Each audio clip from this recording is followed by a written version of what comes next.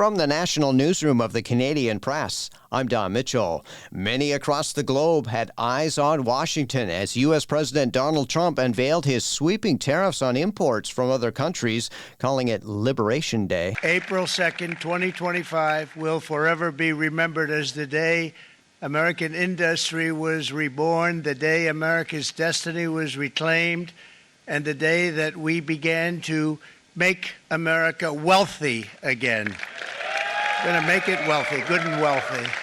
Trump announced a 10% baseline tariff on imports from all countries, with higher tariff rates on dozens of nations that run trade surpluses with the U.S. The president held up a chart while speaking at the White House showing the highest tariff rates the U.S. would charge, but Canada and Mexico were not on that list. He also announced a 25% tariff on all auto imports from other countries. Trump promising the tariffs will make factory jobs return to the U.S., but his policies risk a sudden economic slowdown as American consumers and businesses could face sharp price hikes.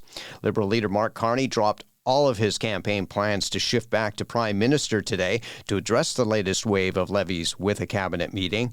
Conservative leader Pierre Poilievre and the NDP's Jagmeet Singh spelled out their plans to deal with Trump's new tariffs on the campaign trail today. NDP leader Jagmeet Singh, at a stop in Winnipeg, says a government led by his party would add jobs by building an east-west electricity grid and put every dollar collected through retaliatory tariffs back into affected sectors like steel and auto manufacturing. Singh says Canada needs to double down on enforcing its values in the fight, which he says aligns close to NDP values. Canadians know how to weather a storm. Canadians know how to get through a difficult time. And we do that by looking out for each other. We do that by supporting each other. We do that by taking care of our neighbors. That's what we do as Canadians. And delivering a speech in Toronto, Poilievre said Canada would seek a pause on all tariffs and begin an early renegotiation of the Canada-U.S.-Mexico agreement ahead of a planned revision in 2026. Many Ontario communities dealing with another round of gusty winds and freezing rain as a spring storm moves across central Canada. Rain and freezing rain warnings issued by Environment Canada cover most of Ontario, and a snowfall warning is in effect for northern Ontario. Freezing rain warnings are also in place for large parts of Quebec, where the storm is expected to advance tonight. More than 200,000 Ontario homes and businesses are still in the dark after an ice storm blew through the province on the weekend. And a Quebec coroner says the province's firefighting academy should warn students hero culture can sometimes lead firefighters to overlook their own safety in their attempts to save others. The message comes in a coroner's report on the deaths of 2 volunteer firefighters who died in May 2023 trying to save a couple during intense flooding in Quebec's Charlevoix region.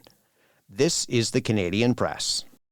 In sports and the NHL, Alex Ovechkin continues his chase of Wayne Gretzky's goal record tonight as the Washington Capitals visit the Carolina Hurricanes. Ovechkin sits 4 goals shy of passing Gretzky's mark of 894. 4 other games tonight with 2 Canadian teams on the ice. The Atlantic Division leading Toronto Maple Leafs entertain Florida, and the Vancouver Canucks host the Seattle Kraken. Just a single game in the Professional Women's Hockey League. The Ottawa Charge look to climb back into the playoff race tonight when they visit the Boston Fleet. The 5th-place Charge sits 2 points behind Minnesota and 4 back of Boston for a postseason spot. Left-hander Easton Lucas takes the mound as the Toronto Blue Jays aim for a sweep in their 3-game interleague series against the visiting Washington Nationals. The Jays won 5-2 on Monday and 5-3 last night. Washington will counter with left-hander Mackenzie Gore. And former TSN president Stuart Johnson is the new commissioner of the Canadian Football League, succeeding Randy Ambrose, who announced his retirement in October. From the Canadian Press, I'm Don Mitchell.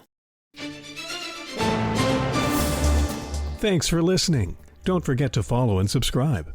For more of today's top stories, visit thecanadianpressnews.ca.